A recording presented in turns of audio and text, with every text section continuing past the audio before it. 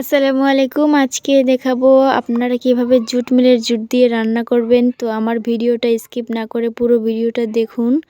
তাহলে শিখতে পারবেন কিভাবে পাটের ময়লা পাটগুলো দিয়ে রান্না করা যায় পুরো গ্যাসের চুলার মতো। তো আপনাদের কাছে যদি থাকে জুট মিল তো আপনাদের আর গ্যাস কেনা লাগবে না।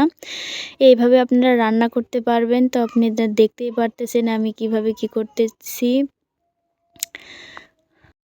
আমার ভিডিওটি যদি আপনাদের কোনো উপকৃত হয় তো আমার চ্যানেলটি অবশ্যই সাবস্ক্রাইব করে রাখবেন, কারণ নতুন নতুন ভিডিও আপলোড করার সাথে সাথে আপনার কাছে নোটিফিকেশন চলে যাবে। আমি গ্রামে থাকি, তো গ্রামে থেকে কত কি জিনিস আছে যেটা আমরা সবাই জানি না যে এটা আমাদের অনেক উপকৃত হবে। তো যারা যারা গ্রামে থাকেন তো আমাকে সবাই আমার চ্যানেলটি সাবস্ক্রাইব করে রাখবেন। তো আমি যখন নতুন নতুন ভিডিও আপলোড করব তো আপনাদের উপকৃত হবে। ধন্যবাদ।